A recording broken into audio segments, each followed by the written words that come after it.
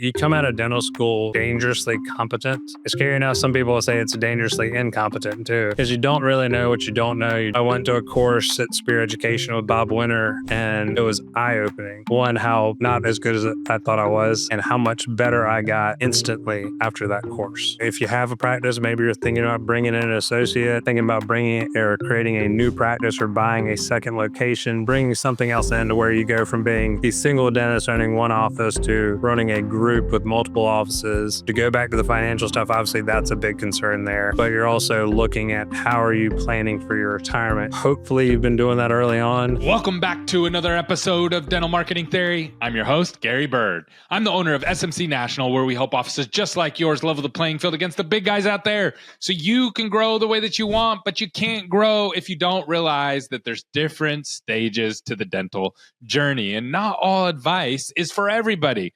Today, I have Dr. Shah-Khan on, who's going to help us walk through this.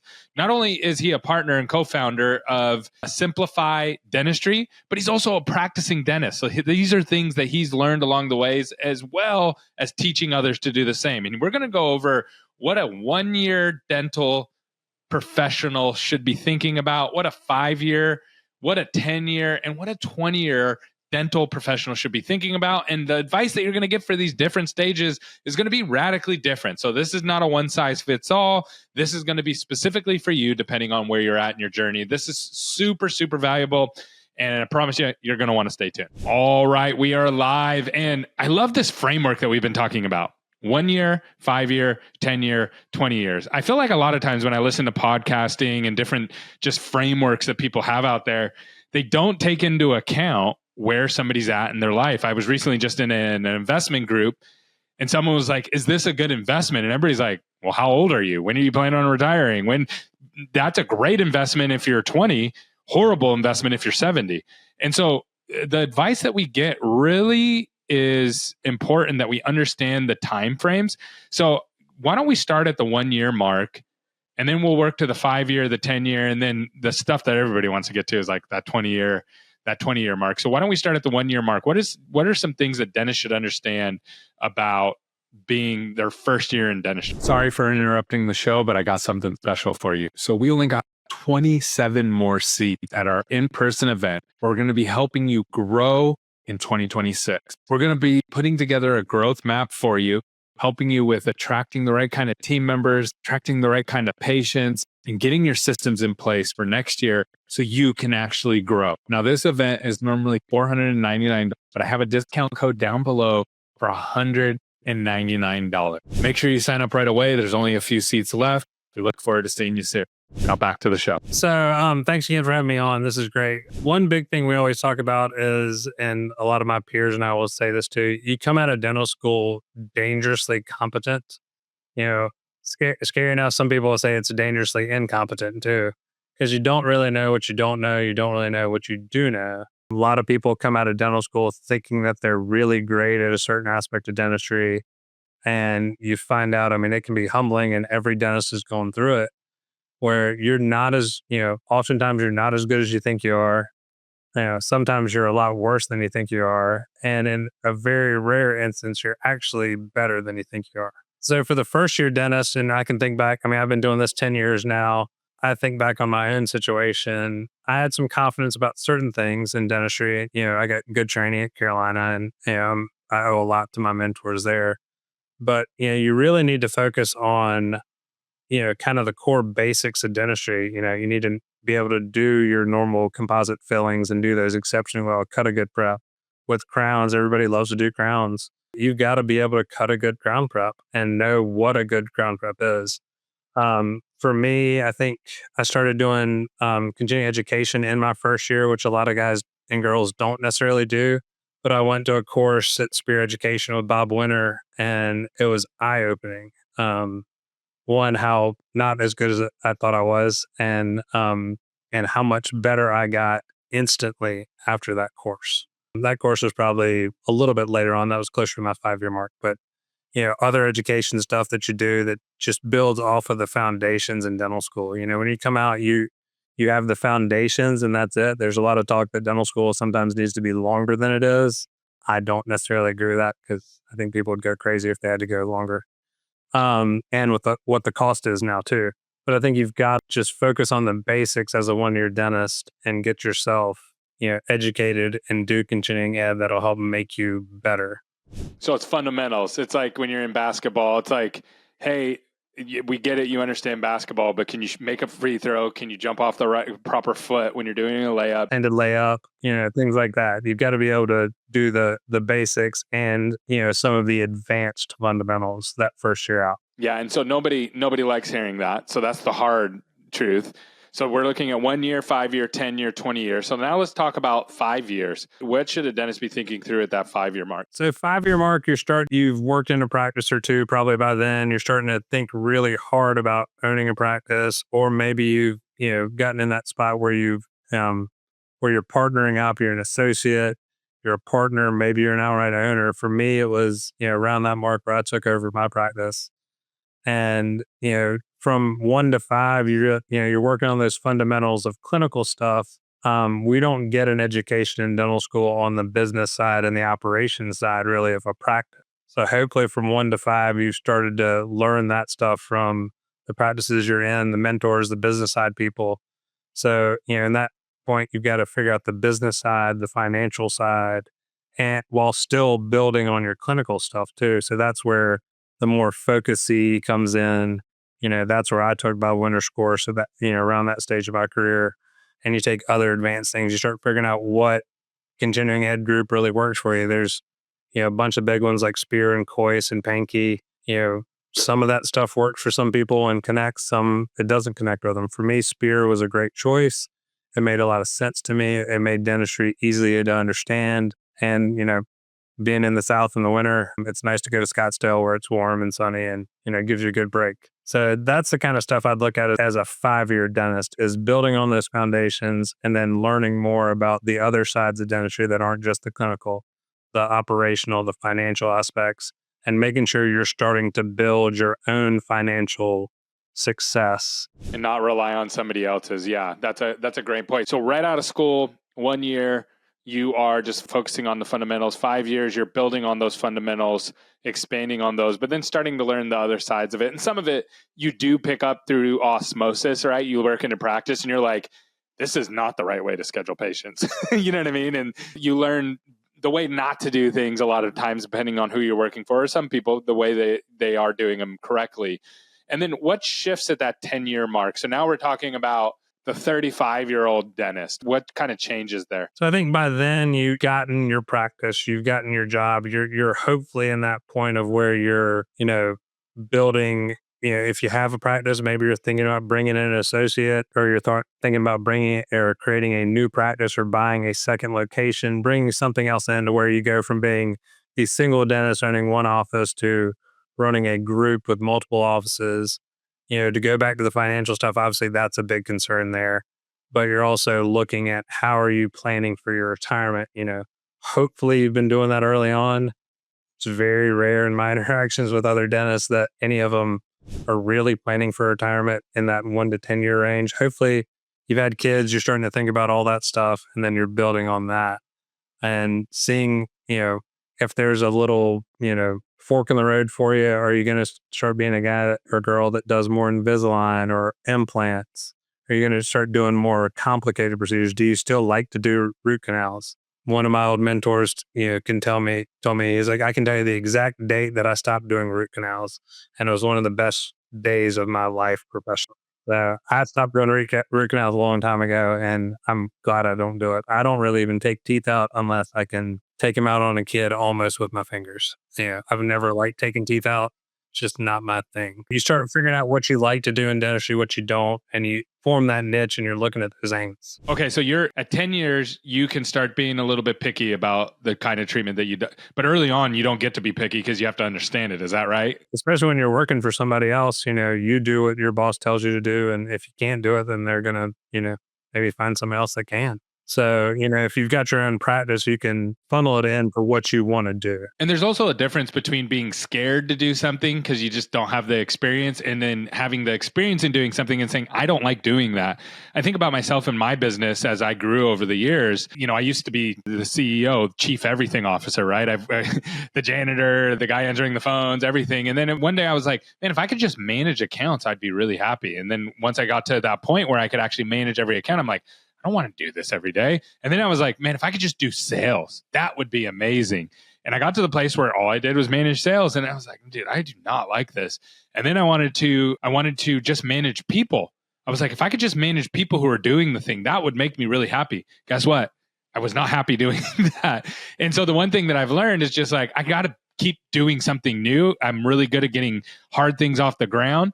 And I imagine doing dentistry is very similar, where it's like, man, if I could just do this kind of treatment all day, I'd be really happy. But maybe that changes in that over time. Is that true? Well, I think definitely it does. And, for me, it's been, clear aligners have been a thing that, everybody does Invisalign and different versions of clear aligners. That's something that I've looked at in the last few years and started to really enjoy doing. I mean, it's been a learning curve, and finding guys like Ryan Mullis who know how to do this stuff and have figured out how to niche it for the general practitioner.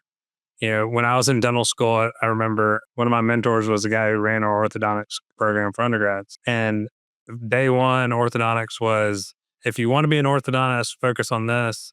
If you're just trying to get through this class and focus on the other stuff, then this is what this class is for. So, I came out of dental school and barely knowing how to do anything with orthodontics. And back then we didn't have aligners either. So it was all braces. So the last few years for me, it's been kind of figuring out a niche there, trying to find other types of procedures that I like to do and kind of going from there. Awesome. So, okay. So year one, the dentist is just fundamentals. Year 5, you're building on the fundamentals. You're starting to learn some non-clinical skills, both through being curious and through osmosis. Year 10, you're starting to think about the end now in sight. You're still a ways out, but you're starting to think about it.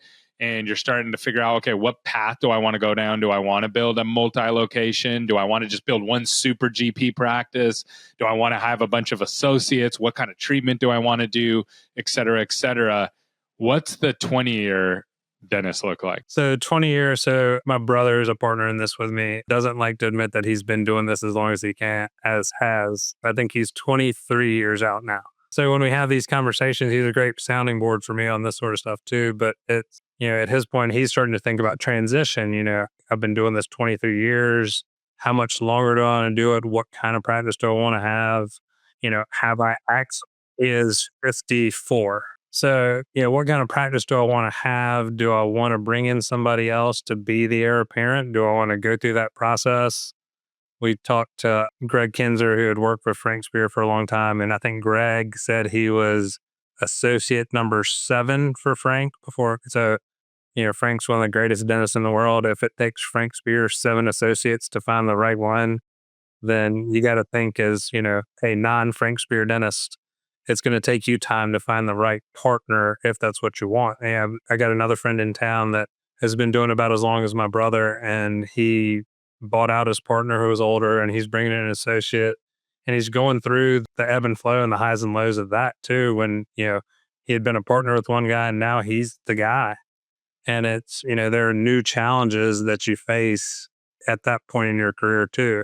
And his kids are older and, they're going to college. So it's, have you planned for retirement? Have you planned for college? Have you figured out the financial aspects of your career to where, you can start thinking more and more about retirement or phasing back a little bit? Instead of working 4.5 days a week, maybe you start looking at 3 or, even less if you can.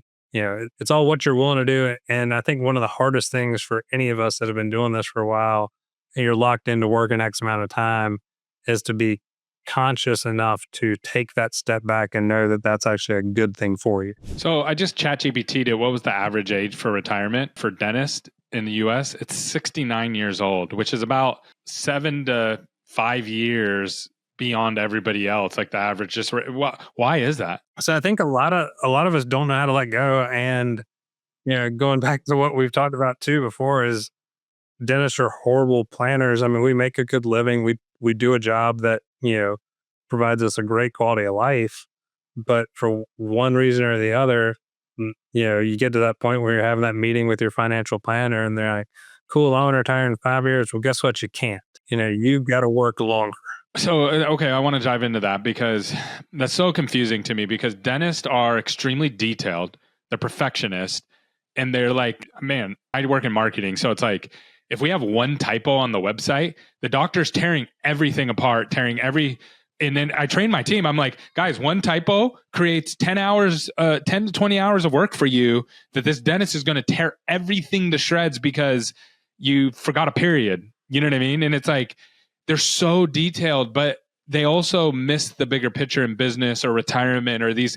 Why is that? Like, where is that connection there? I mean, I think if you could figure out that answer and put it in, a bottle, you would figure out dentistry in a nutshell. And if you want to split that with me, we can both retire soon. I think it's just poor planning. I mean, overall, everybody enjoys what they have. Everybody does a good job with it. You make a great living, but I think somewhat you get into that bulletproof mentality that, I'm not going to, step outside or I can get hit by a truck. I'm going to be able to work. It's not that. I mean, dentistry is a physical job. We talked about it. I'm a highly educated ditch digger. Yeah. And not just that, but you have to. So the difference between a ditch digger and a dentist, though, is that you don't have to be. There's no precision in ditch digging, right? It's like if the hole's 2 feet deeper than it should be, or a foot wider, or not, it's like whatever. You know what I mean? There's no perfect ditch, but in dentistry, it's hyper precision. Like you almost have to be a perfectionist to be in dentistry. And I think this is just the story I've told myself. I may be totally wrong, but I almost feel like to be that hyper focused on the small details, you lose a lot of the bigger picture. Like in business, like if you're so hyper focused on no, you didn't say this exactly right, but then you lose picture of if you're profitable or not, you know what I mean? Or is that part of the issue there? I think that's part of it too. And, I think getting the right team in place too helps you with that. I've been fortunate. I've got a dental specific CPA. I've got a financial planner that really focuses on dentists too. So they have seen a lot of it. I mean, my accountant, she'll send me an email and be like, I need this from you by this date or we have to file an extension. Inevitably, I'll be like, I'm going to get that done. And inevitably, I don't get it done on time when we file an extension. So it's little stuff like that. I don't know if it's a disconnect from the clinical aspect to the financial side for dentists. We're all hyper focused clinically. We all, obsess over little details like you were saying and beat ourselves up over little things on procedures that we did or didn't do. And you're like, man, I could have done this just a little bit better. Could have tweaked this a little bit. The patient won't even notice it, right? But nobody cares. We're the ones, this dude, number, 18, way in the back. Nobody's going to see it except for me. But I'll beat myself up over it every single time I see that patient and be like, all right, I'm going to redo that just because I think I can make it better. And so there's that sort of stuff. But then financially, you kind of, everybody looks at investments and they look at totals. And I've got one older dental friend and he loves to show like how much his portfolio is worth, but he has no plan on how much he actually needs and what his burn is. You're just like, well, I mean, I got enough money here. It should be fine. I was like, are you sure? If you have $1 million to somebody who only needs $50,000 a year to live is a ton of money. But if you need $500,000 a year to live, $1 million is nothing. Yeah. So that's I think one of the problems you get with dentists is that, everybody does think they're bulletproof and that they can work forever. And then it can even be, you start phasing back and you're working less and less, but you're still working and earning. Another guy, older dentist I know too, his plan was to retire by 50. I think he ended up retiring at 52 because of the recession. But he, and he'll admit it, he hated dentistry. He hated, but he loved actually doing the job and interacting with patients and people. But he did dentistry because it would give him a way out financially. And that was a big thing for him. So he is one of the few guys I know that actually had a good, sound financial plan as a dentist and was able to make that work. Now, granted, he's done other things on the side after retirement. He does fill-in stuff and little things like that and some coaching. But now that he's finally had some grandkids, I think he's finally out of the game and he's about as happy as he can be. If someone wants to reach out to you and learn more about what you guys do and how you help dentists and how people can learn from you, learning over the years. What's the best way to get in touch? The best way to get in touch is off our website, simplifiedDDS.com. You can also get links to our Facebook group and the podcast where you can learn from other, clinical leaders and operational and financial leaders in the game here. Awesome. Make sure you guys go check that out. Thank you so much for coming on today. It was a great show and we learned a lot and can't wait to come on your show. Dude, thanks a lot, Gary. Really appreciate it, man.